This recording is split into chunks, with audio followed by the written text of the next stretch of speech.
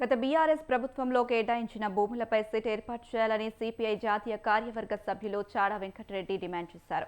సాగులో ఉన్న భూములు అన్నిటికీ రైతు భరోసా ఇవ్వాలని ఆయన అన్నారు. రైతు బంధులో ఎకరాకు 15,000 రూపాయలు ఇచ్చి సీఎం హామీ నిలబెట్టుకోవాలని చాడా కోరారు. కార్పొరేట్ శక్తులకు మోదీ దోచిపెడుతున్నారని వెంకటరెడ్డి మండిపడ్డారు.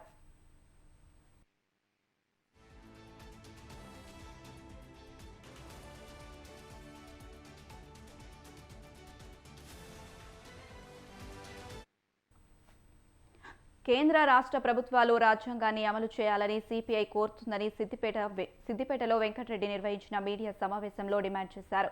ముందుగా రెవెన్యూ శాఖను ప్రక్షాళన చేసి అన్ని గ్రామాల్లోనూ రెవెన్యూ అధికారులను నియమించాలన్నారు.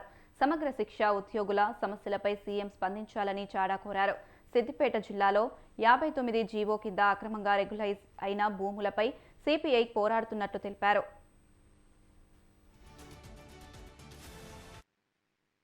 రాజ్యాంగాన్ని అమలు చేయడానికి కూడా ఈ పాలకులు ఇష్టపడరు. రాజ్యాంగం ఏం చెప్తుంది?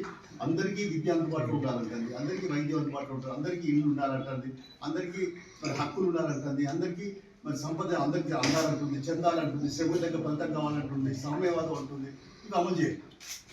అంతేనే అంటే ఈ పాలకులే పాలకులు రాజ్యాంగాన్ని అమలు చేయకుండా దుర్మార్గం చేస్తున్నారు. అందుకని వాళ్ళ మోడీ ప్రభుత్వం వచ్చిన తర్వాత మరీ రాజ్యాంగ వ్యవస్థను దుర్వినియోగం చేస్తూ మతోన్మాదంతో ఈ దేశంలో ఉన్మాదాన్ని పెంచే ప్రయత్నం చేస్తున్నారు. నేను దాదాపు 4-5 దేశాలు పర్యటించి వచ్చాను.